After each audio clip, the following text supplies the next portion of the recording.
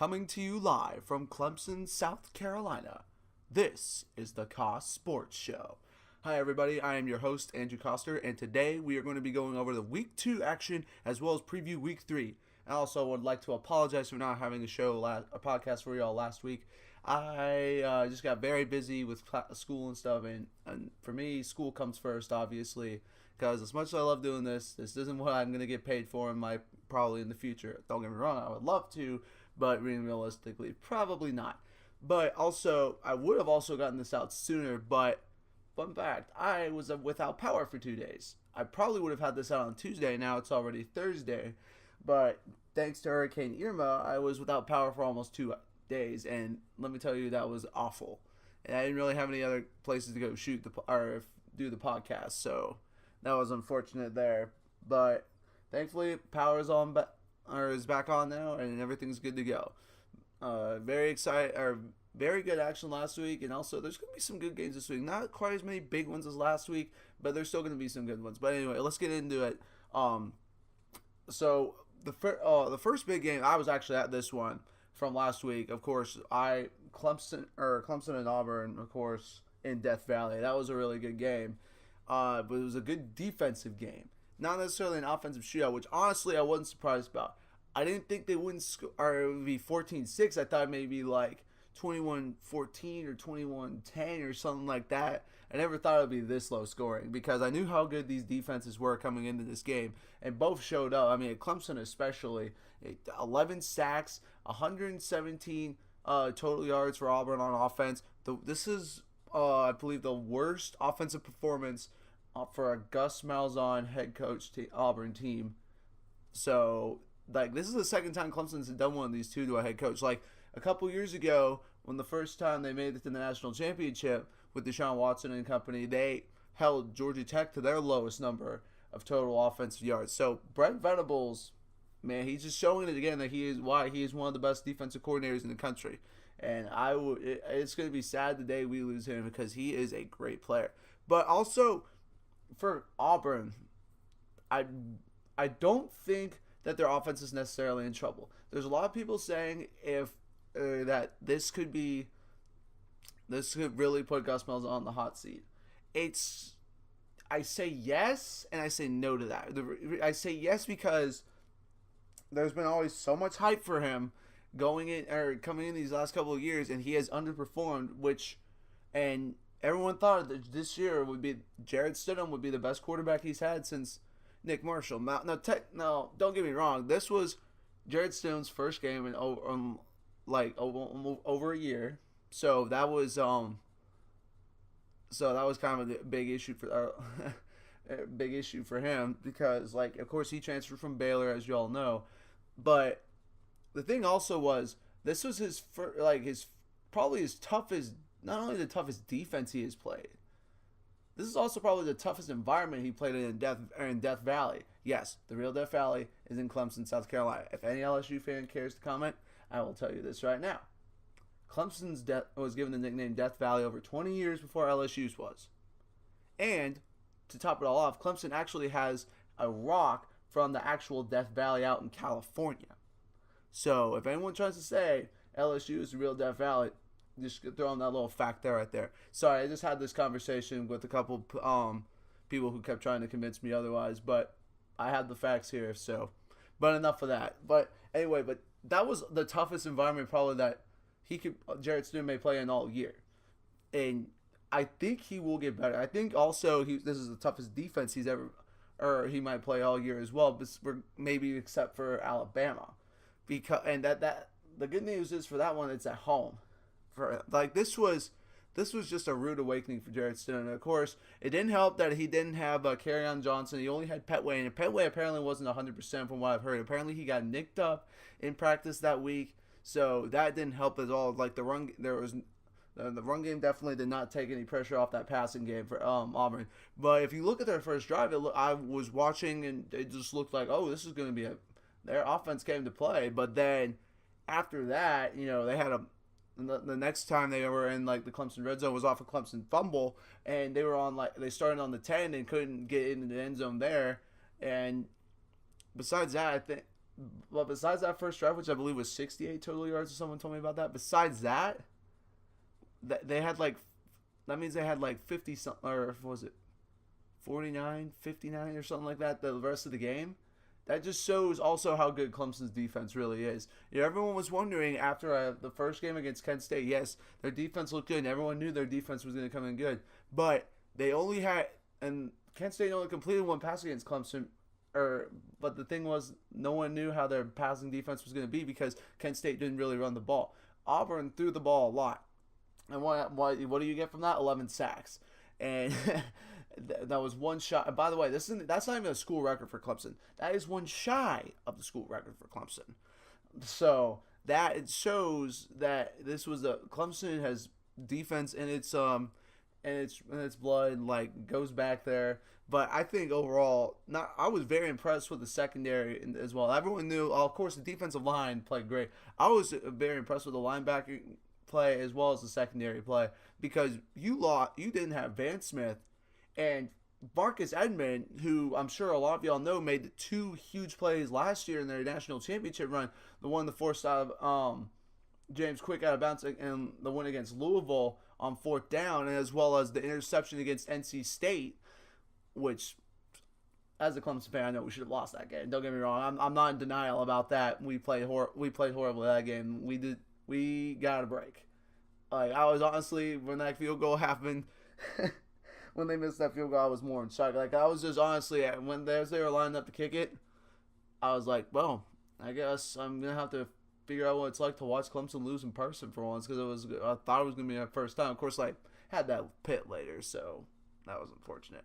But anyway, enough of that. Sorry, I keep getting sidetracked here. But I think Clemson's defense could make the argument that they're number one in the country. I really do, because Brent Venables, we've seen this year in and year out, he loses it's like Nick Saban's defense. He lost, in the previous years, he lost like 7 or 8 guys each season, and he still produced top-notch defenses. And I think he's doing it again. I think it'll be very interesting this weekend when we see Lamar Jackson go up against this top-notch defense. Thankfully for Lamar Jackson this time, it's not in Death Valley, and I think this defense is going to be better than the one he faced last year. And also, with Brent Venables, you're wondering, since this will be his second time playing Lamar Jackson, I think he's going to have some surprises for him as well. But for Auburn, I don't think they're in trouble. I think this game they will learn from it. They're going to bounce back. I might take back what I said maybe at the beginning of the year when I said they could give Alabama a run, because their offense definitely will need some improvement. But also it'll be different once I think Kerryon Johnson gets fully healthy, as well as Cam Petway. So that will take a lot of pressure off the passing game, which people I feel like are going to be trying to dial in because they know they're not going to be able to run these ball maybe in the next couple of weeks. But I think Auburn fans shouldn't be too worried. They're going to still be a solid team this year. Their defense is going to, if anything, keep them in ball games regardless. This is what I've been saying about Florida State, who we still need to figure out. We have no idea how their offense is going to be now without DeAndre Francois. I think it's kind of a similar situation in that. I think maybe it's kind of hard to determine at this point whose defense will be better, but that's where I kind of am making the comparison to in these teams right now. Both very similar in that state, except Auburn, of course, didn't lose their starting quarterback, but we didn't know how Jared Stone was also going to play. We knew already that Francois was already an elite quarterback. That was the difference there. But anyway, it's going to be very fun to see if Auburn can give Alabama, or if LSU can. I'll talk about LSU in a minute too, because I've been very impressed with them, or a little bit actually, not in a minute. But I think LSU can also maybe give Alabama a run as well, but we'll get into that in a little bit. But also, now going on to, I think people are more surprised at more than anything, Oklahoma going in to the Horseshoe in Columbus and making a statement. Like, wow. Like, I honestly did not know how this game was going to go. I wasn't sure what to think of either team. I knew Ohio State lost a lot, and I think now we know this game kind of, for the people who were kind of like wondering how good Ohio State is, I don't think they're as good as ESPN has been hyping them up.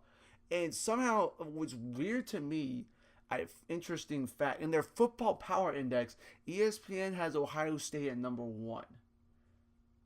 Like, don't get me wrong, but in that second half against Oklahoma, Ohio State just got manhandled for the most part. I mean, yes, in the first half, it was a very close game, but then Baker Mayfield just went off. And I feel like Baker Mayfield doesn't get the respect he deserves sometimes. I mean, because here's why I feel that way. Because he will have those games where he just plays absolutely awful. And for example, last year when Ohio State went to Norman and played Oklahoma, he had an awful game. And I think that's kind of like what people threw him off. But this year, since he's been kind of like feeling disrespected, and I understand Oklahoma feeling disrespected because I feel last year after the losses to Houston and Ohio State, everyone just kind of wrote him off, and then yet they win. I think what was it? Or they went undefeated in the Big 12 and won the Big 12 championship, and then went on to beat Auburn in the Sugar Bowl. So I think that I can understand why they felt they didn't get any respect, and quite frankly, I think now they have come and shown people that they are here to play. But it's gonna be very interesting to see if they can keep this out throughout the year. I think there's a good chance they will, but of course, there's always a potential chance of an upset. We don't know if that will happen or not. Of course, they've got some decent teams in the Big 12 now. I mean, TCU looks like could maybe give Oklahoma a run for their money. Of course, Kansas State still looks very solid, and as well as Oklahoma State. So there's a lot of teams that could give Oklahoma a loss. But right now, I definitely can see Oklahoma right now making the playoff for sure. But regardless, I'm very excited to see. But as far as Ohio State, this just kind of reminded me that they were overhyped. Again, like I was saying earlier, I've never been a JT Barrett fan. Really haven't. He just can't throw any deep passes. Everyone talks about his stats, but if you look at the games he plays, it's like little dump offs. When he does try and throw it deep, I mean, maybe he'll complete one ever so often. Not that often though. He doesn't do good on the deep ball, and he's not as good as a runner also as people think. I personally, when it comes to running, I would take there's a lot of quarterbacks I'd take over him, necessarily in that situation. But I think Ohio State it's going to be a little bit of a down year for them. I'm not saying they're going to go like 6-6 or something like that or not make a bowl game. Now, come on, that just be ridiculous. Under an over-admired team, not going to happen. But I do think that they will not make the playoff this year, like everyone was talking about. I don't think they're going to win the Big Ten East either. I think they will lose at least to Michigan and Penn State this year as well. So there's a good chance they can end up going 9-3, maybe 8-4. I don't think so at that point. I don't think everybody was going to let that happen. But it'll be interesting also, to say the least. And so, but moving on from this game, we're going to go talk about what happened out west, where I'm kind of, after seeing USC give Stanford the work, I'm kind of buying into USC now. I really am. Honestly, right now, I'd take them over Washington to win the Pac-12. Of course, if you all heard the first podcast, I was very kind of hesitant on USC just because I was thinking about the Lane Kiffin era. But now after seeing this is a Clay Helton USC team. This is not a Lane Kiffin USC team.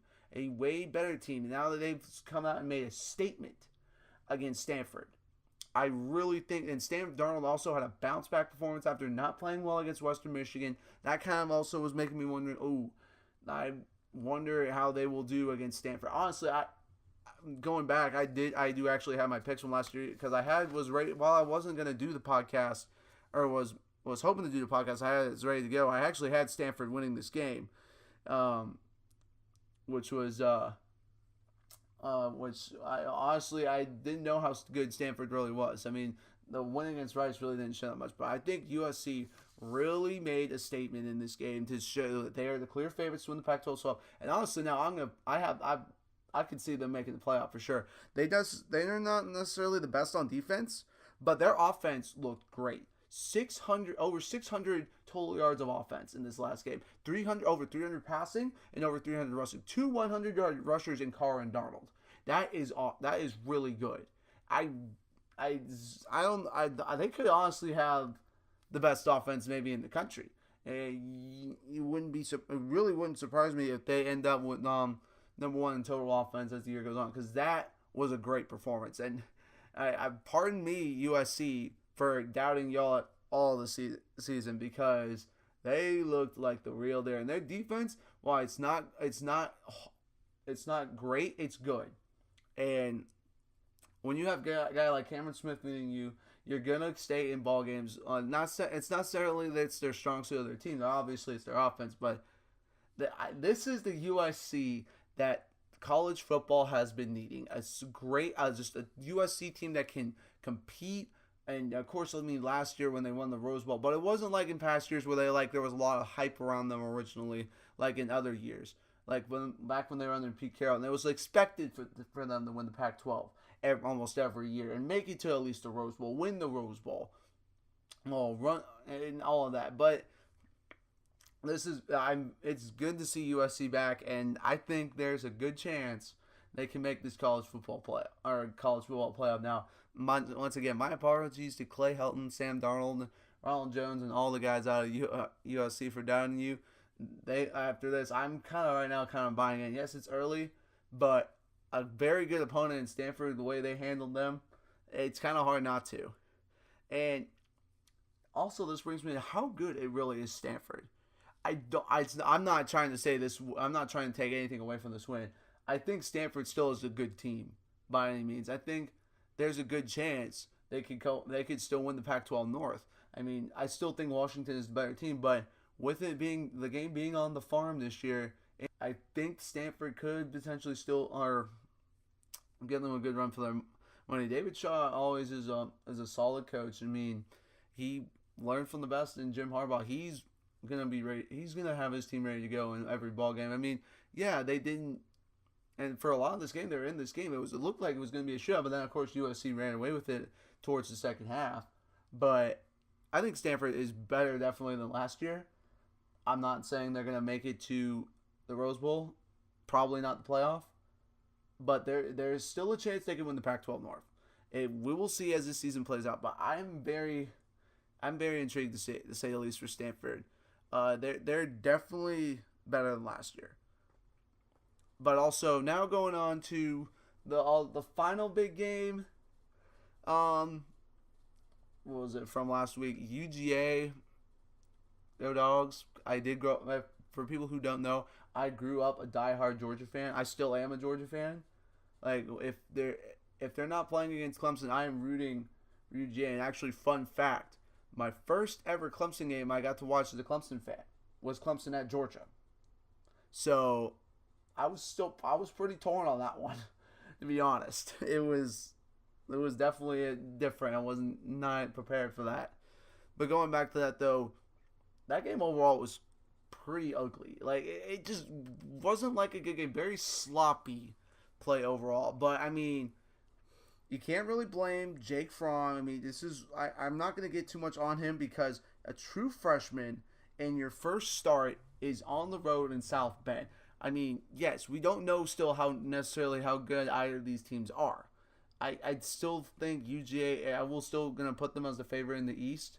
We're going to find out, though, of course, later or this upcoming week when Tennessee goes to Florida, how good or who is true favorites to win the East. Because I still think it's between those three, with particularly Tennessee and Georgia as the top two.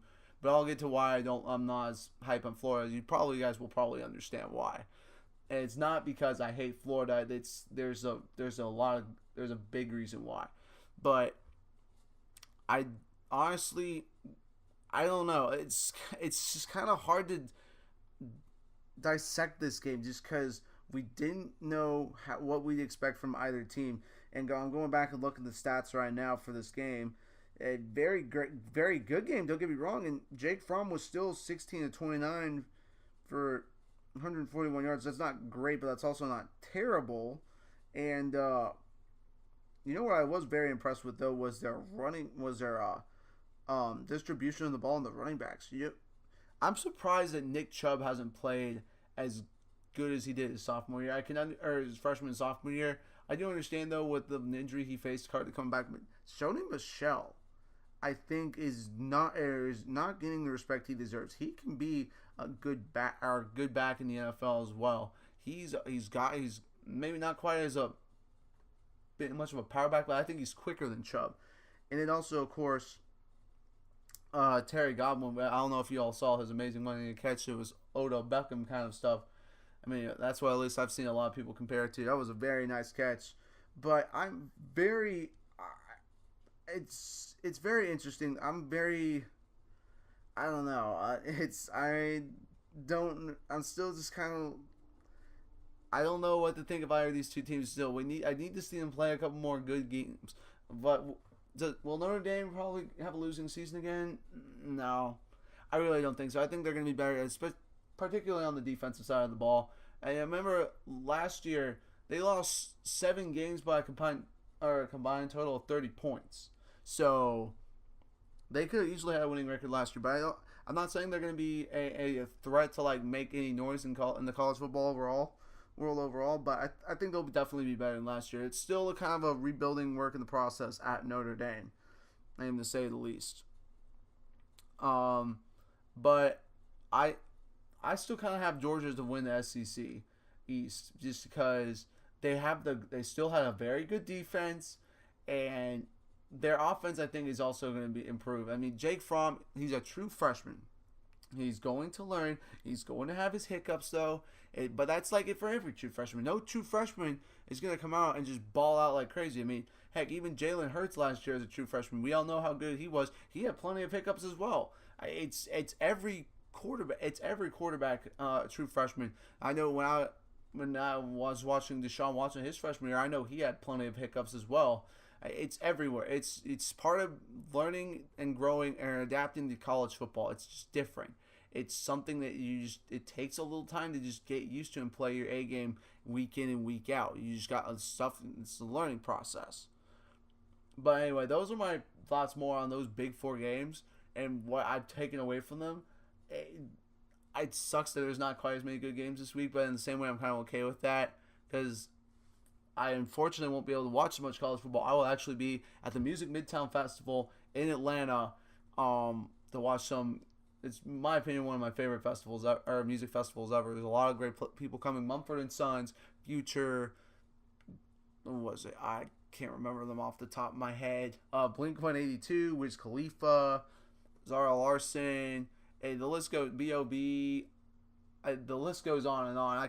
I wouldn't pull it up right now, but that's not necessarily because this is a college football show. But anyway, if anyone's there, see if you can hit me up on my Twitter account, acoster15, and we can maybe link up. That'll be really cool to meet some of you guys down there.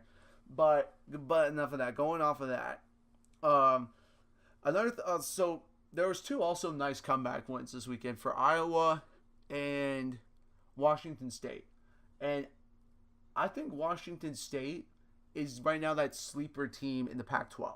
And some people would say UCLA. I'd say Washington State, but because Luke Falk is easily one of the best quarterbacks in college football right now. And with their pass and aerial attack, I don't think they're going to be in many games where they're like going to be shut down. I mean, of course, we did see that last year when they played Washington overall. They were shut down. I don't think that will happen again this year. Really don't. I think they're improved from last year, and that was a nice comeback win against Boise State.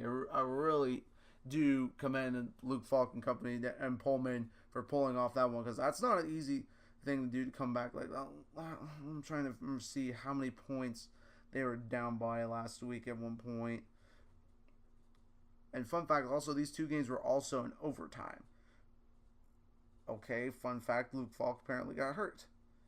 Or did not play. I didn't even know this. It was Tyler Helinski. So, fun fact, apparently every Washington State quarterback still can do well. I mean, Helinski didn't play bad, don't get me wrong. He was 25 for 33 for 240 yards. I didn't get, unfortunately, to watch a lot of this game because this was right after Clemson won, so I was kind of celebrating that one a little bit. I'm not going to go in detail about anything that happened there. Oh, just kidding. They did very interesting. I did not notice. Apparently, they did a 2-quarterback system because Luke Falk was 24-34. I'm wondering if he got hurt because that could maybe explain a lot, because there's no way with a guy like Luke Falk, you're gonna usually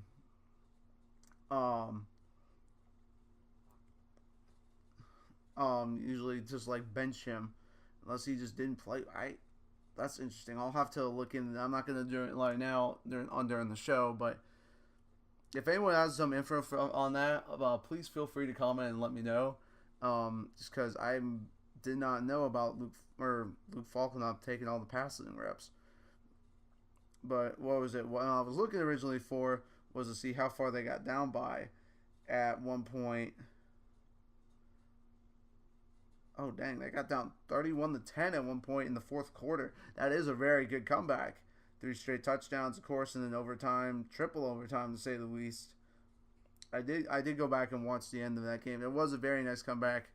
But and also with Iowa, I was more shy that they let Iowa State hang around, because I thought they looked really good against Wyoming and the Josh Allen team, who originally I thought could potentially beat them.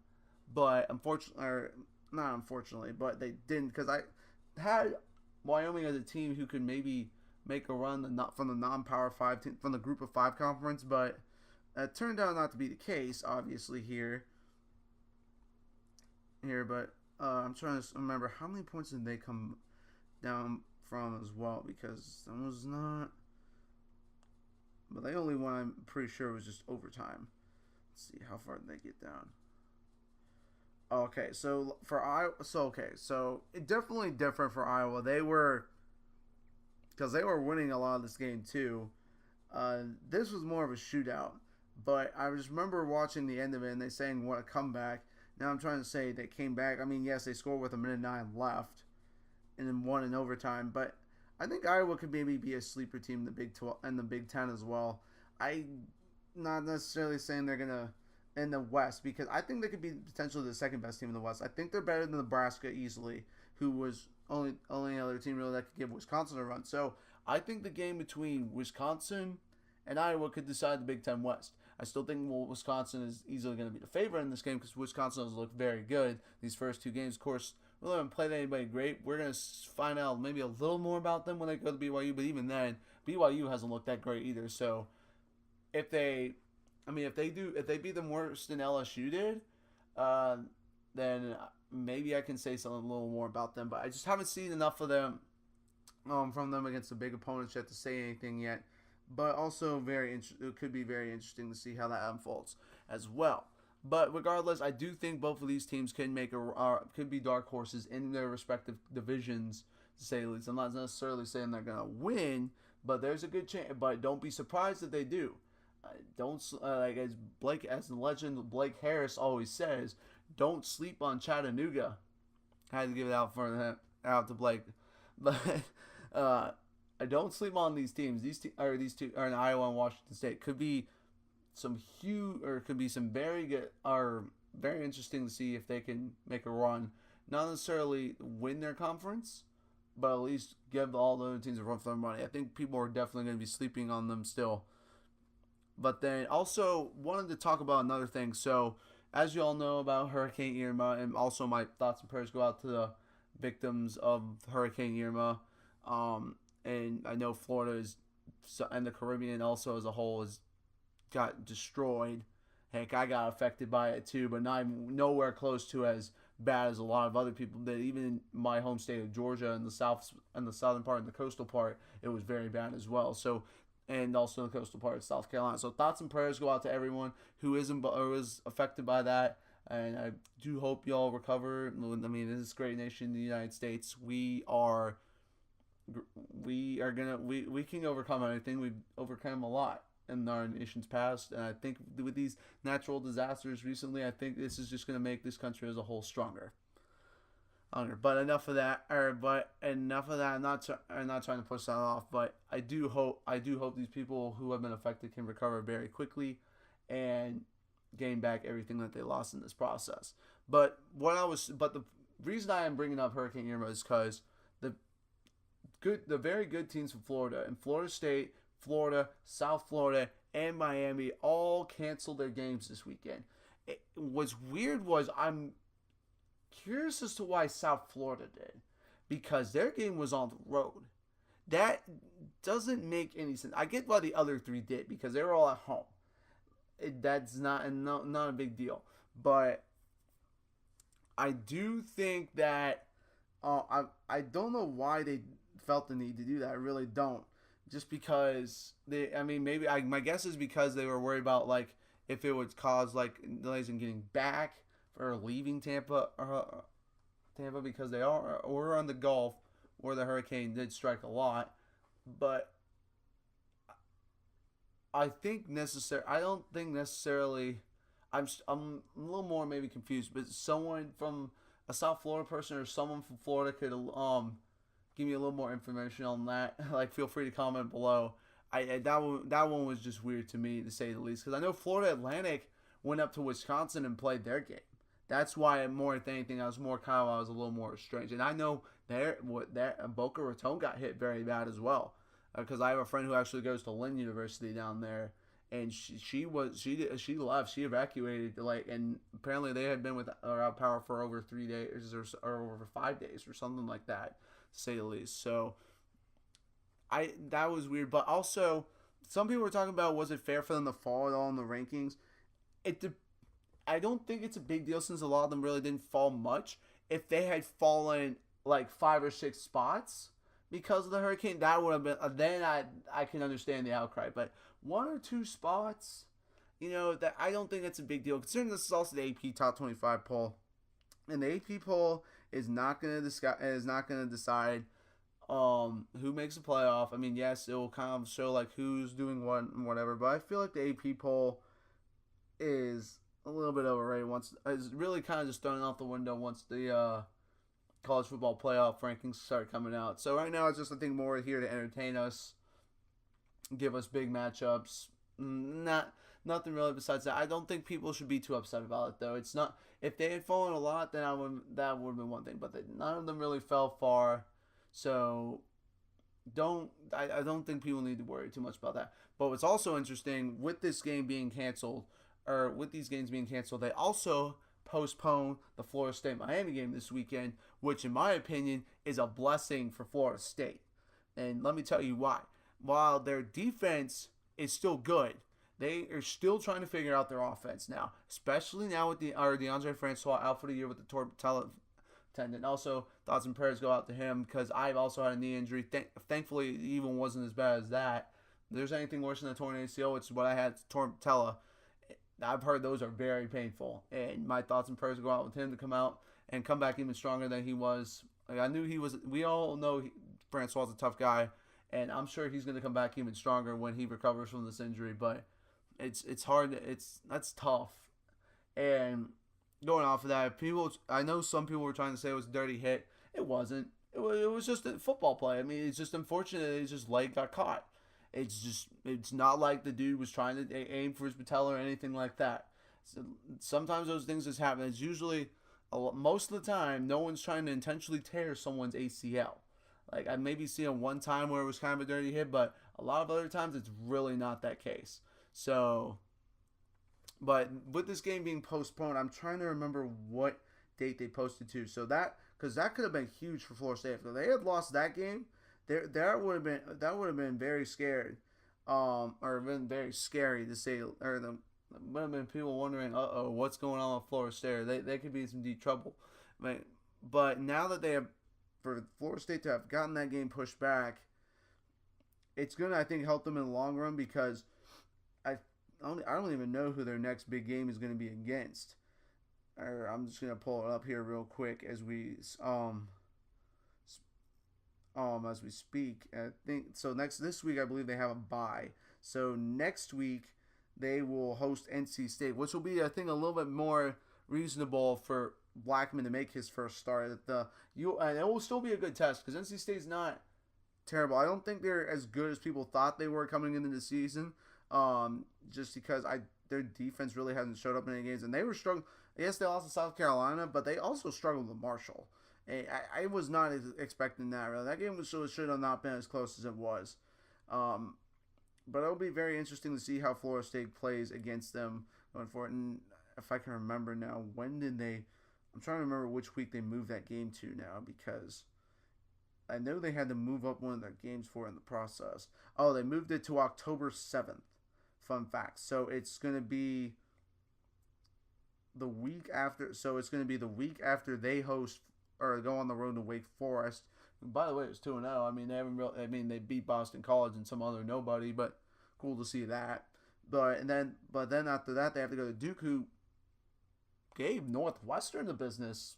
Just to throw in there, I was very surprised at how well they handled Northwestern.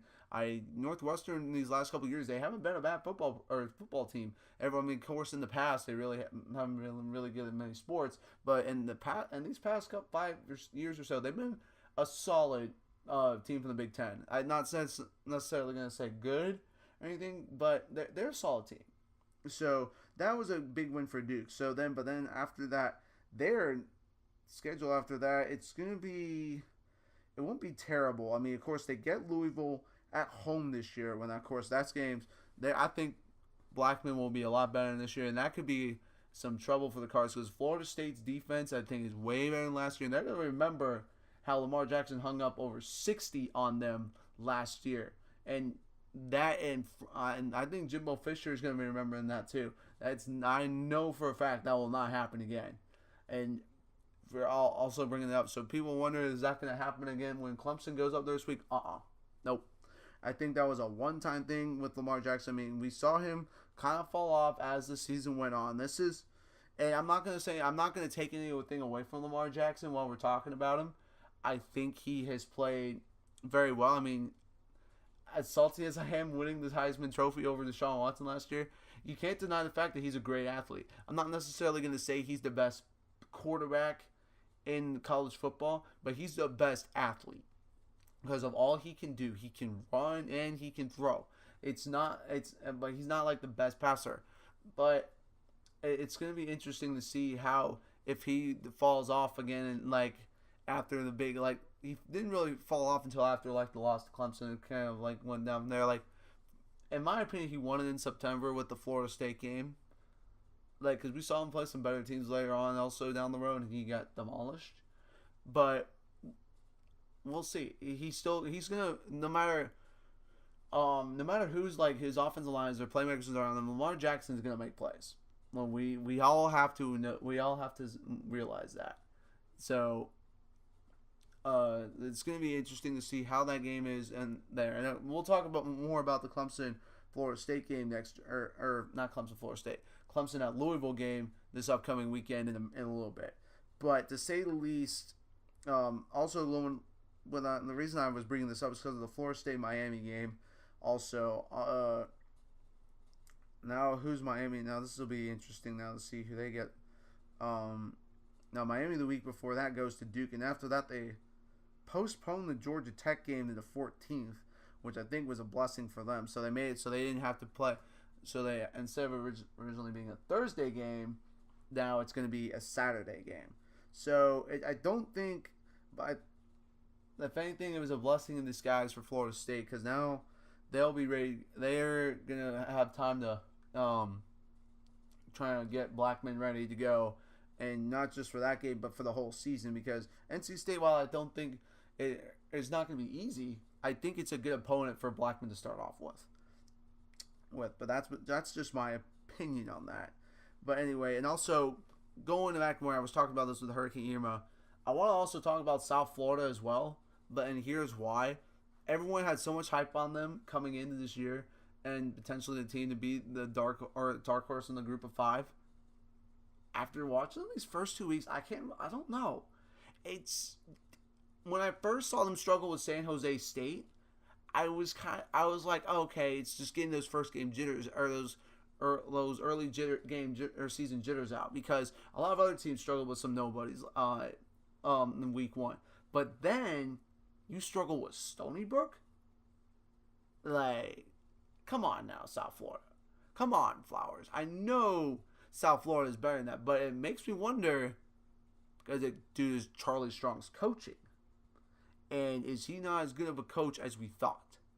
Because everyone, of course, remembers what he did at Louisville, and I think he was treated unfairly at Texas, but he was left in a very good situation this time in South Florida. It was way better than when he went into Texas.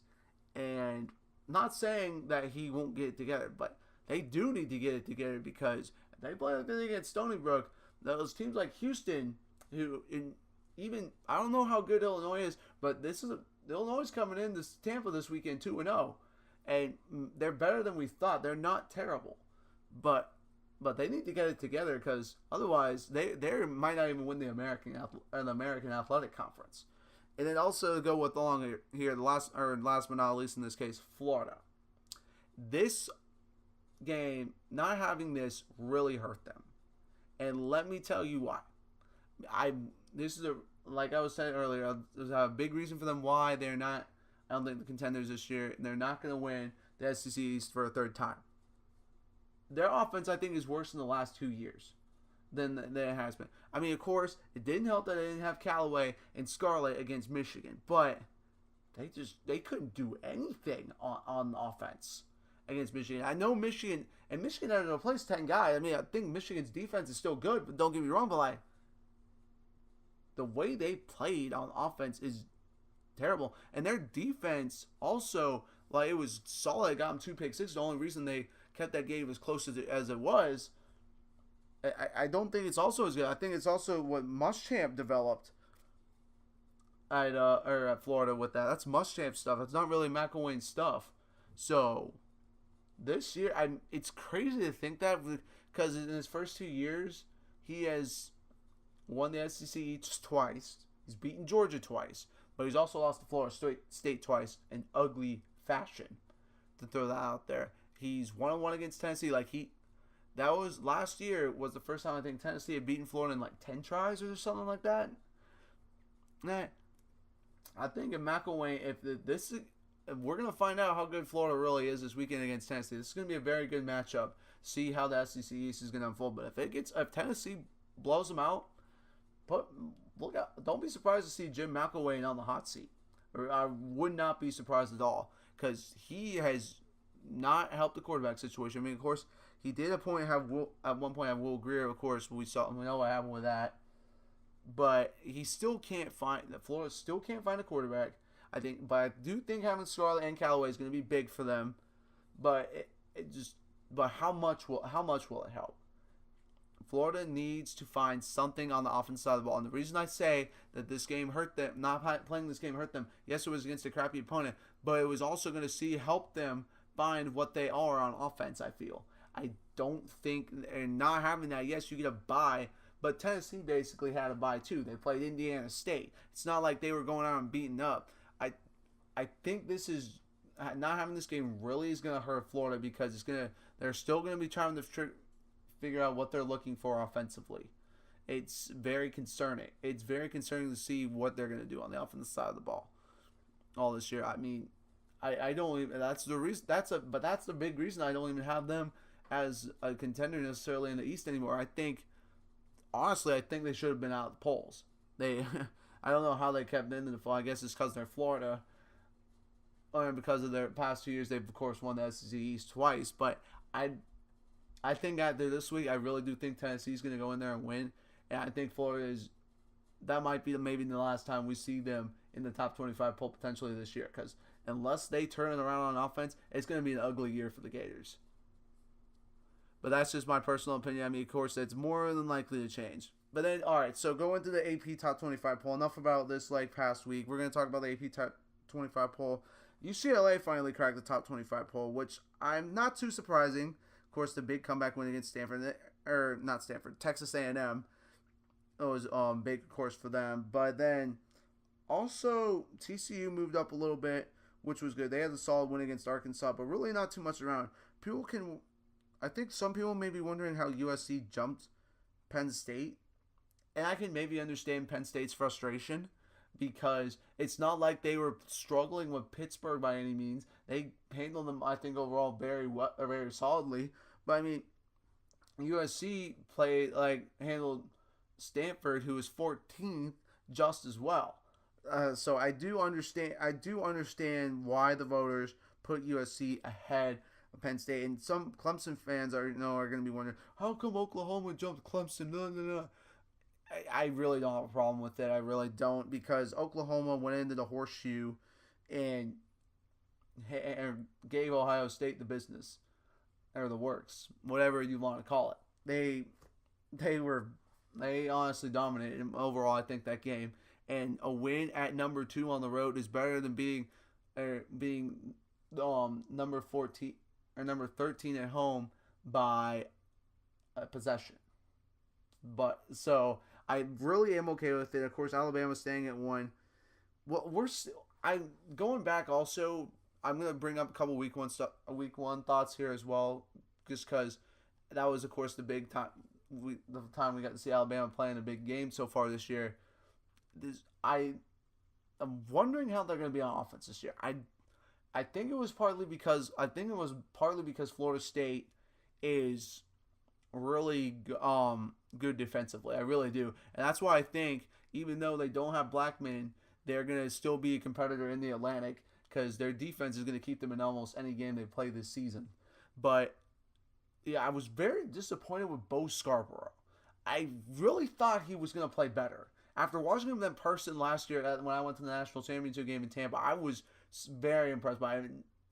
I'm not necessarily saying that him getting hurt is the reason Clemson won, but it sure helped. But of course, they did have guys like Damian Harris step up, and Damian Harris is still a good back. He was more, in my opinion, the better back at the beginning of the season last year. It's kind of showing like last year, but not having our Darius Stewart is also not helping as well. Now it's kind of like, Jalen Hurts has been, I think, in the Florida State game as well. I saw someone say this, and I kind of agree with it. He was focusing too much on trying to find Calvin Ridley. He was a great receiver, don't get me wrong, but he needed to try and look off and find his second and third receivers. And I think, from what I've heard, and I actually went back and watched a little bit of that, I'm sorry, State. He did a little bit better job of that, but their defense is not going to be anything to worry about. Their defense is, which we're not surprised about, because they reload on defense every year. If there's any question mark to Alabama's team, though, it's their offense. But I think they will probably, knowing Nick Saban, he will find ways to work it out. They're still clearly the favorite to win the West, in my opinion. They still deserve to be number 1 on as well. I'm not like an Alabama fanboy by any means. Don't get me wrong, but after the first 2 weeks, they deserve to be number 1. I really do think so, because they overall still handled Florida State. Even when Francois was playing, they forced, 3 or 4 turnovers, and their special teams play looked really good as well. Of course, the block punt, the block field goal, which, in my opinion, the block field goal at the end of the first half in that game was a big reason why Alabama gained momentum and ran away with the game overall in the end. But it's no surprise to me. But also interesting going down to these back to the top 25 poll.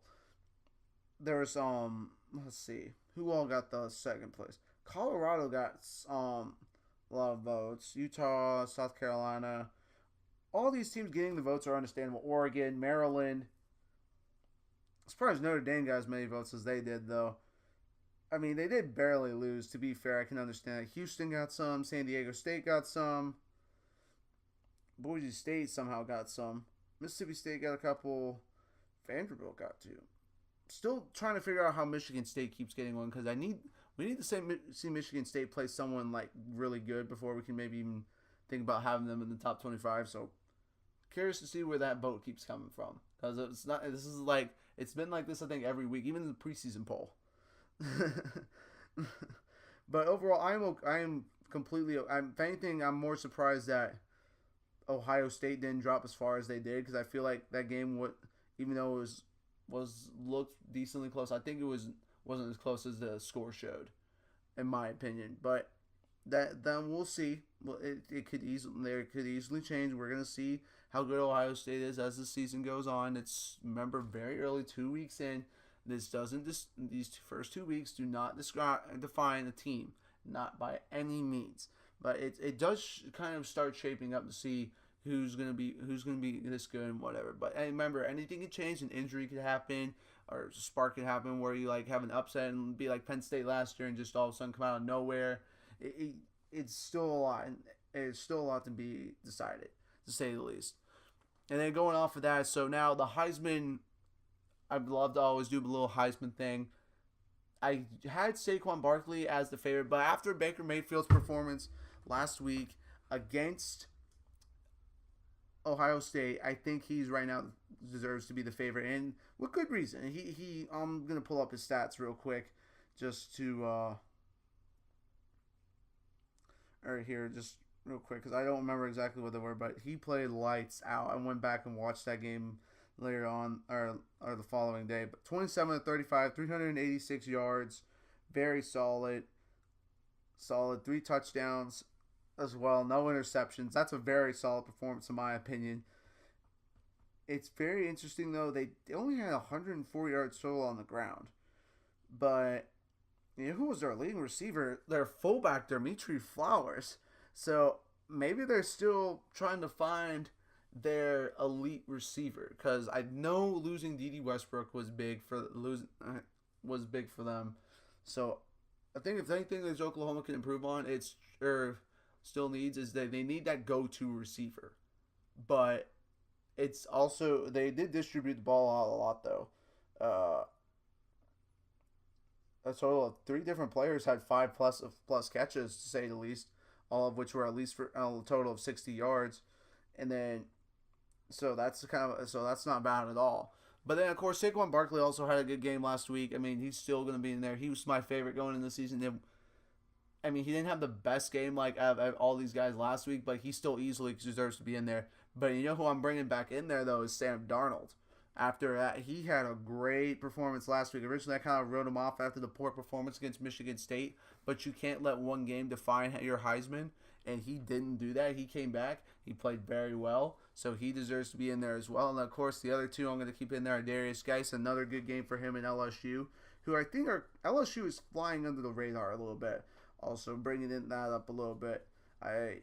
Their defense looks very good, and I think they're more balanced this year on offense. That's one thing I think that was been holding them back from last year. That's a big reason why they didn't beat Alabama last year, because I think defensively they were better than Alabama. But the problem was they were only one-dimensional and run the ball with Fournette or Geis every time, so they couldn't really necessarily couldn't get anything else going for them. But also, of course, Lamar Jackson, of course, he's already had 6 touchdowns last week against North Carolina.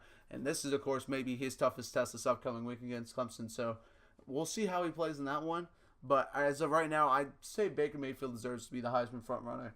I think he's, like I said earlier, I think he's been under the radar a lot. And I think this is the game he kind of like put himself back in the college football world, put everyone on alert. As before that, it was Lamar Jackson, Sam Darnold, Trace McSorley, and of course last year Deshaun Watson, Mitch Trubisky, all that stuff. But I think he finally put himself back on the map as elite quarterbacks, which he deserves to be in. That, at least that's just me. So now I'm gonna go in now and talk about my top 4 for the playoff. So going in, who was it? I had Florida State, Alabama, Washington, and who was that last team I put? Oh, Penn State. So here's how I look at it now. I have currently, it's hard to pick who to leave out. At the moment, I have the Pac-12 out.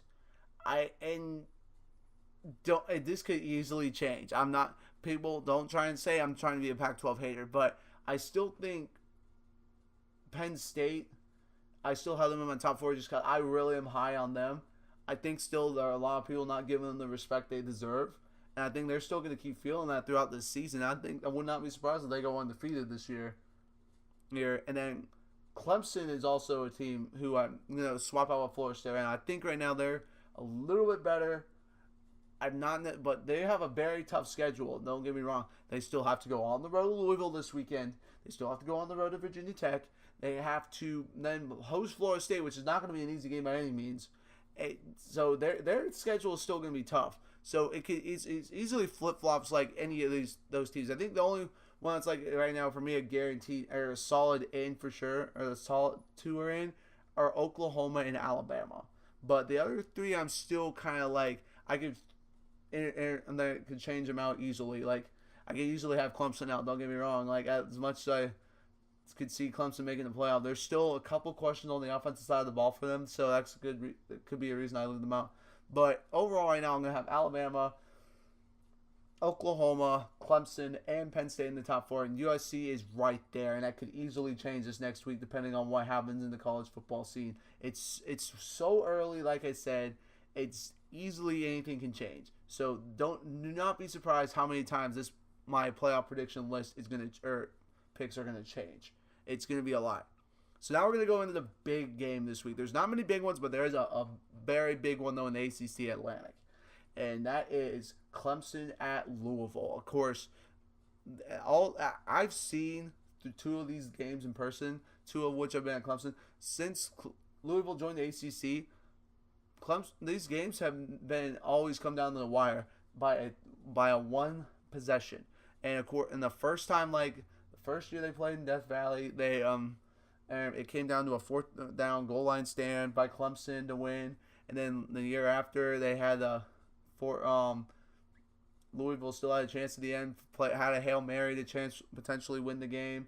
Clemson, of course, did not allow that. And then last year, of course, the big play by Marcus Admin when Louisville was deep in Clemson territory. It's been good. I would not be surprised. This one's a very good one, good game again. It seems like these teams have always have been. But fun fact, Clemson has also never lost to Louisville. That can easily change though this year. But in my opinion, I think the difference in this game, and interesting, everyone's talking about that very the Lamar Jackson against this very good looking Clemson defense. I want to see how Clemson's offense does against Louisville's defense, because Louisville's defense has not looked good. Don't get me wrong, Clemson's offense hasn't looked great, but I think they've been better than Louisville's defense, and let me tell you why. Even though Kelly Bryant didn't look like he had a great game last week, 19 of 29 is not bad, and also 2 rushing touchdowns, and he came back after getting hurt in the next drive, leading Clemson to a touchdown and take the game.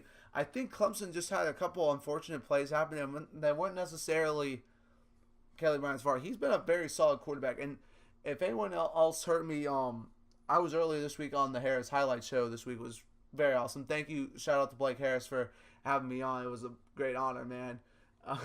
But if anyone heard me talk about, I talked about Kelly Bryant being, or one of his friends, or Blake's friends asked me is Kelly Bryant a poor demands Deshaun Watson. And here's how I look at it, and I'm going to say it again. Kelly Bryant is going to be Kelly Bryant, and Dabo Swinney told him to do that. I never really try to compare him to Deshaun Watson. Yes, they have some similarities, but here's one thing I think that Kelly Bryant does do better than Deshaun Watson. He doesn't force the issue. He does not try and always try and feel like he has to make the big play. He'll take the checkdowns. He won't try and force a deep one and cause a pick. And even though he has thrown 1 interception this year, but it was off a receiver's hands. Like, it wasn't his fault. And he's been very good at protecting the ball. I mean, there was a couple times where I think his pocket showed that his pocket presence needs to improve. He needs to be aware of where the rush is coming from, because he could easily get out there with the speed he has, get out there and make a play with his legs, or just get out there and throw the ball away for that matter. But we've seen him make some great plays with his legs. In fact, I think he's a better runner than Deshaun overall. He's a little faster, and that helps him a lot. But one thing that I think Clemson needs some help on is our running game overall, because besides Kelly Bryant, their backs, who I thought were going to be better than this, they did not look good last week. They really didn't. I think the second best was around total yards for any other running backs was 20 yards or something. I mean, so there's 3 backs basically in this rotation, or this committee of Clemson. There's Tavian Feaster, there's Adam Choice, and there is, of course, the starter, C.J. Fuller. I thought they would be a little bit better, but there is a lot of football left to be played, and I think Dabo is going to get them going. I mean, losing Wayne Gallman is a big deal. I mean, of course, he was one of the best running backs Clemson's ever had. Besides like C.J. Spiller, Andre Ellington, it was in that category. But to say the least, I think they're going to get better. I really do think their offense will get better. And of course, they have some great receivers on the outside, of course, with Renfro, Kane, and Ray McLeod stepped up, I thought, last week. I think that was his best game I think I've seen him play as a receiver. I think he's going to do a lot. And then, of course, they have some young guys who haven't really done anything yet. There's some guys I noticed is though, who can maybe potentially do something big, and maybe they will this week against Louisville. T. Higgins and Amari Rodgers at receiver will be very interesting to watch as well. But I think that the Clemson offense is going to play a lot better than they did last week. I don't think Louisville's defense even comes close to being as good as Auburn's. I do think this is going to be, though, the matchup that wins this game. Because Clemson is going to make some stops on Lamar Jackson. But also remember that Lamar Jackson is going to get his numbers, more than likely.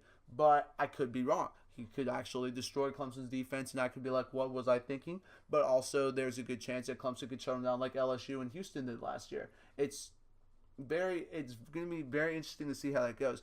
I don't think Louisville's offense as a whole is as good, but I think Lamar Jackson's ability to throw the ball is better. So that could potentially come into play. And remember, this secondary for Clemson is still a little bit unproven. I think their front seven is better than last year, even though they lost their leader in Bulwark. I also talked about this on the Harris Highlight Show. Trey Lamar is a guy to keep in mind. He had, one or two sacks last week, including one big one. Actually, fun fact, he played 30 minutes down the road from me at Roswell High School. So that's kind of cool to see one of the guys, or local guys from where I'm from, be making it big time here. But besides the point, I think their front seven is even better than last year. More quick on the outside. I think Brent Venables is going to have a better plan this year at trying to contain him. I mean, in the first half, they did a good job last year, but I think he's going to have a better job this year. I think they're more deep, even though despite the fact they lost on the defensive line, Carlos Watkins, and also Scott Pagano, who transferred to Oregon, who could I haven't really gotten to see. I haven't seen how he's played at Oregon, but I will go back and see if I can find if my man WTD Productions can probably give me a little bit of upside of those, see if he's come back from injury or not. But I think though, if anything, it's I think though this game is going to be more of a high scoring game, which is what which I think just because Lamar Jackson is I think still going to get his numbers, even though Clemson's defense is better. I don't think it might be as good as last year, don't get me wrong, but I still don't think it's going to be very low score. It's not going to definitely not be like last week, to say the least, for Clemson when they're playing Auburn. It's not going to be a 14-6 game. If anything, I can maybe see in the high 20s or low 30s, if anything, but I don't see it getting in the 40s like it did last year, or in like the teens like the 8, 9s, and 10s or whatever. I don't think it'll be that low either. But yeah, no, when I'm making my picks, people probably know who I'm going to pick, but I will leave that for when I'm actually going to make my picks.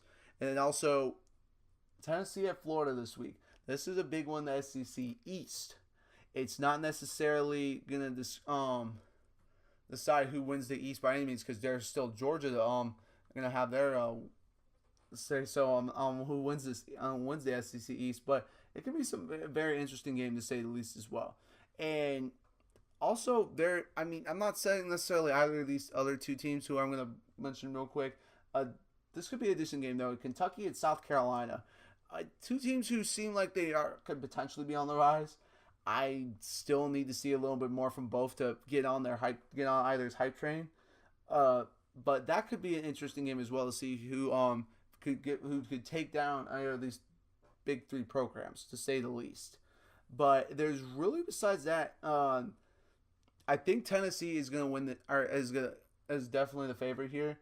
I think this is where they finally go into the swamp and win, just because I think their offense can do enough. And I think their defense, while they gave up over 500 rushing yards to Georgia Tech, this is a way different offense they're playing in Florida, who is, like I said earlier, I think is awful. I don't think there's going to be if anything, it'll make Tennessee's defense look like potentially the best defense in the country, depending on how Florida's offense comes out and plays. We'll see if McElwain has to make any big adjustments or not. But this is huge. I mean, if Tennessee wins this one, this basically, I think the East is going to come down to when Georgia plays Tennessee in late September. Or that game right there will decide the SEC East. But anyway, now enough talking about that. I'm going to go ahead now and give you my picks now for the week 3 of this season. So we're going to start off with Oregon at Wyoming. And some people were saying, Wyoming? Well, in case y'all didn't know, I did have the Wyoming at Iowa game, which was actually, I'm very surprised why I was more impressed with Iowa's defense shutting down Josh Allen, but I thought Josh Allen would also play better. But I do think though that Willie Taggart has done a great job so far at Oregon. Do think the Ducks are going to go into Wyoming and win this game. Not necessarily. I think it's going to be a high scoring affair because Oregon's defense still has some work to do. But I think that Oregon pulls this one out in Wyoming. Then next big one for me is Kansas State at Vanderbilt. Vanderbilt comes in 2-0, and some people say there's a my friend the CN Taco was trying to say he really thinks that if Vanderbilt's on the rise, it can potentially upset Kansas State. I will personally disagree with him though. I think Kansas State is one of those teams also in the Big 12 that's under the radar, and I think they win this one pretty big in Nashville against Vanderbilt. I really do. And then Stanford at San Diego State. Now here's the reason why I bring this one up. San Diego State last week, and sorry to all my friends over at Arizona State, like Harris. But unfortunately, San Diego State got their first road win against the Pac-12 team ever last week against Arizona State. But I don't think it's going to happen again. I really think Stanford is going to have a nice bounce back game here. I like them by 2 or 3 touchdowns. Stanford wins big in San Diego. There you go. And then another big one. I'm going to also bring this one up. This is just because this game was very interesting last year, and it's two good Power 5 schools. Arizona State and Texas Tech. From what Blake Harris told me, I haven't gotten to watch Arizona State yet, but Arizona State's offense is apparently not good. Even though they still have Balaj back, it's apparently not that good. Of course, losing legendary Zane Gonzalez, I'm sure it did not help with as far as getting points. But I do think with this one going to be in Lubbock, I am going to take Texas Tech in this one at home. But I think it's going to be another shootout. I think Texas Tech will maybe win by 1 or 2 touchdowns, if anything. But hopefully, I do hope though that Arizona State can bounce back from it though as well. Because it would be nice to see them do well. But then also now we're gonna go back to a game I was mentioning earlier just briefly. Kentucky at South Carolina. Kentucky has beaten South Carolina in the past 2 times they have played, but some people think South Carolina is on the rise. I kind of want to say yes because that win against NC State was very good, and they usually because I watched that one. But some people are trying to make a big deal out of the win against Missouri. I really don't know why, because Missouri gave while South Carolina scored like 40 on them. Guess who also scored 40 on them? The FCS school Missouri State. So really, that's not saying much. And obviously, their defense in the South Carolina, I would hope South Carolina has a better defense than Missouri State. So I don't really consider that a win, but I am going to say Kentucky is going to go on the road to South Carolina and beat the Gamecocks for a 3rd straight year by a field goal. Not a very good game, but Kentucky by a field goal. And also I think this game, next one I'm about to bring up is flying under the radar. UCLA at Memphis. And here is why I'm going to bring that up. Because last time a top 25 Power 5 conference team came to Memphis, I believe it was Ole Miss a couple years back. Or was it I think it was 2015. They won, and don't sleep on Memphis. I'm not saying they're going to do anything in the American, but they have the chance to pull off an upset. We still don't know how good UCLA truly is, but I do think UCLA does go on the road to Memphis. I mean, of course, they have to travel 2 times, so we'll see how the jet lag plays for them. But I still think they win by 2 touchdowns in this game. Or so maybe 1, but I do think UCLA gets this one on the road. Next one, Oklahoma State at Pittsburgh, and I originally wasn't going to maybe say much about this, but the Pittsburgh looked decent last week. But of course, the big one here is talking about Oklahoma State. They really haven't been tested yet. It seems like I don't think they'll be tested here, but I am going to put this one in my picks. I do think Oklahoma State wins this one by 2 or 3 touchdowns, probably around the same score, by maybe score more points than Penn State did against them last week. But yes, Oklahoma State goes into Heinz Field and wins against Pittsburgh. And then next big one, Wisconsin at BYU. And the reason this one is, of course, BYU is still a good program, but they have not looked good this year. They did, I think, look a lot better, though, against Utah. I thought Utah was going to blow them out personally, but they made that one a game, and surprisingly, in my opinion. I mean, because when I watched their first 2 games against Portland State and when they went to New Orleans and played LSU, they looked awful. I mean, yes, they beat Portland State, but I'd never in my wildest dreams thought they would win 20-6 against Portland State. And then they didn't even get the ball, I think, past the 50 against LSU's defense, which kudos to LSU's defense, but come on. You should at least be able to get the ball past the 50 once. And they're lucky the score wasn't even worse. They had 2 goal line stands. But I do think Wisconsin is going to overall run away with this one. I really do. I think they're going to win by 3 or 4 touchdowns in this game. Badgers big. And also, their offense is really starting to click at Wisconsin as well. Their running game particularly. Another, of course, now a rematch from the Rose Bowl. Back when, in my opinion, the only national championship game that was better than the one last year between Clemson and Alabama. Texas at USC. Of course, this is a whole different program. But by the way, I don't understand why USC is not counting the loss against Texas. Yes, I get it. They had to vacate all their wins, yada yada yada.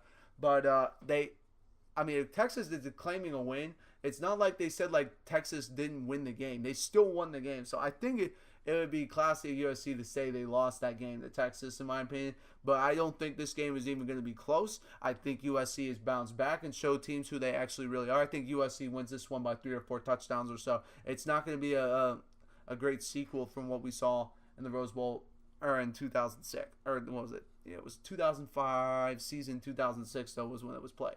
Yeah. But anyway, USC wins this one big. Next game, though, also we're going to talk about LSU at Mississippi State. I've also had a couple people saying that Mississippi State is lying under the radar. I hear, and I've seen Fitzgerald, their quarterback, play some, and he looks like the real deal, or looks pretty solid. But LSU's defense also looks really good, and I don't think Starkville's going to be that intimidating for them. I do think LSU is looking a lot better on offense than they have in the previous years. Ed Orgeron, it seems like, knows what he's got doing to get more of a balanced attack. And Darius Geis, of course, you're going to have a very good running game. But I think LSU goes into this one and wins by 2 touchdowns or so against Mississippi State. This will be an interesting game, though, to say the least. Don't count on Mississippi State, but I do think LSU deserves to be the clear favorite in this one. And then now, out of the 2 top 25 matchups, Tennessee at Florida. I've talked about it a decent amount already, but I do think Tennessee goes into this one and wins by 3 possessions. Yes, you heard me. The team goes into the swamp and wins by 3 possessions. I don't know when the last time that happened was.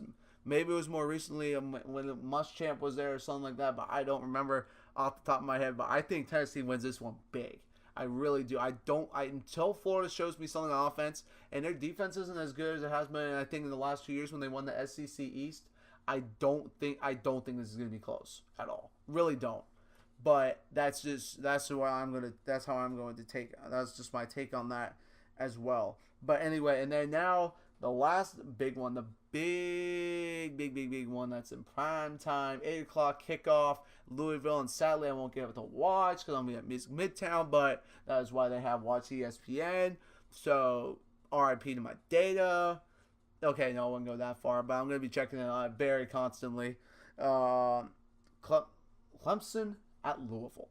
This one that could potentially decide the Atlantic. I mean, of course, we still have Florida State hanging around, but this looks like this one is a good chance now to decide the Atlantic, and maybe even the ACC as a whole. Well, I wouldn't go that far yet because Virginia Tech might have something to say about that. But I do think overall the reason why I think Clemson will win this game is because I think they have the better matchup when it comes to Clemson's offense versus Louisville's defense. I think Clemson's defense is better than last year when they played Louisville, and plus this is Brent Venables' second time around. And when he plays a player or a team enough, I've seen this just because when it comes to Georgia Tech, that he's the only team that can constantly, it seems like, stop the triple option there at Georgia Tech on a regular basis. I do think he's going to be better prepared for Lamar Jackson this time. Of course, he is a nightmare to prepare for because he is the reigning Heisman winner for a reason. But I do think Clemson goes and in the what was it? The Papa John's.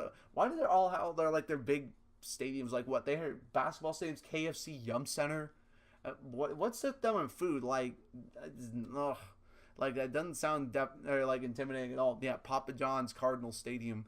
Like no offense to Louisville fans, but I it's just I think it's just a little bit funny. I'm not trying to bash Louisville in any way because I do respect their team though, and what Bobby Petrino has done there as well. Remember, I now also will throw this in there. Bobby Petrino is also, in my opinion, one of the best play callers in college football. So he's also going to have something up his sleeve for Brent Venables that he didn't see last year. So it's going to be a very interesting matchup as well for the play calling of Bobby Petrino versus the defensive play calling of Brent Venables as well. But I do think Clemson goes and gets this one, and I will say, but it's not. It's going to be another close one. I think they win this one by a field goal. My boy Greg Hugel, who I had a class with, I think he's gonna redeem himself in this one and be the big reason why they win, and as well. But Clemson wins this one by a field goal in a fairly high scoring affair. Not a defensive showdown, not a complete offensive showdown like we see in the Big 12 in the 70s, 40s, 50s, 60s, you name it. But it's gonna be a very good game, and I'm going to make sure now that I didn't forget any games. I don't think I did because I went through this, I feel like 20 times, but if anyone has a game they wish I will comment who I think will win, I'll do a little bit of an analysis on it, so feel free to comment on that. But, oh yeah, also, my upset alert, and some people may find this surprising, but I know some other people won't. Army at Ohio State, let me tell you why. Army is 2-0. Army is also runs the triple option. And when you don't play the triple option on year in and year out, it can be tough to prepare for. And we saw in week 1 with Tennessee against Georgia Tech. Georgia Tech, 500 yards. Of course, Army does not have the players that Georgia Tech does. Don't get me wrong. But I've seen it year in, year out. Like, if you don't play the triple option on a regular basis at the Power 5 school, you better bring your A game ready. And, of course, Ohio State's going to be trying to bounce back after that tough loss to Oklahoma. It's more than likely that they'll lose, but I would say this one is definitely an upset alert. Don't sleep on the Black Knights. And also, I was in the Army ROTC program at Clemson, so I will say this: Go Army, beat Navy. But I do think that this game will be closer than people think. I do think Ohio State will win, but look out for Army. They ended the streak, of course, last year with Navy. I think this Army program could be on the rise. Not necessarily be like an elite program, but a very solid program. Navy's been kind of the last 5 years or so. But anyway, that's it, guys, for this episode of the Kos Sports Show. I hope you guys enjoyed. If you haven't already, at least for YouTube, go ahead and like and subscribe to my channel. I will be getting out a week 3 highlight video, hopefully. And hopefully I won't have this issue like I did when uploading this one, where yesterday when I was uploading my week 2 highlight video, that it was for some reason kept aborting, so I had to get the video on my phone and upload it from there. So hopefully the YouTube has gotten that issue already fixed. Hopefully. But anyway, unfortunately, like I said earlier, I won't be able to watch a lot of this football games. I'll probably, when I get home Saturday night, I'm going to go back and watch a lot of stuff though, because I am going to be wanting to see how all these games came out, and I'm going to be on my phone checking scores and probably watching little plays and remember what to keep when I'm making my highlight vid for this upcoming week as well. Hopefully I can get that up on Tuesday potentially or Monday. I do have a test that got moved from today or from Friday to Monday again, or Monday, because it's been pushed back now for the second time. That's actually the big reason why I'm able to do this today, because of that. But anyway, just hope you all have a great weekend. Everyone stay safe out there, and enjoy watching the college football season as well. And also, one thing I wanted to bring up before I go. If there's anyone who wants to call in on the show, I'm going to figure out a good way to see if I can get you to sound good through my microphone and my I do this from my apartment, so this is it's in an actual studio. But if anyone wants to call in and talk, feel free to send me a message, and I will see if I can get you on the show. Because I do think it's very cool, awesome to have people who are big college football fans in here and give their opinions on certain things and their takes on it from different perspectives. Yes, like I'm on the East Coast, so I know a lot of people out on the West Coast think of some West Coast bias, and I would love to get some people on the West Coast out there, because I do love to watch more West Coast. It sucks that they have to they play so late on the East Coast, but I would love to get some more takes on the West Coast. But Anyway, feel free on if you do want to get on the show, feel free to send me a message or a DM on Twitter. The handle is acoster15. But anyway, besides that, guys, once again, enjoy this weekend of college football. It should be a good one. Hopefully, Clemson can go win this game on the Louisville. I think if they win this game, I think it's all downhill for here. I mean, don't get me wrong, they still will have some tough ones there. But anyway, I hope you all enjoy this weekend. Stay safe once again, and I will see you guys next week on the Kos Sports Show.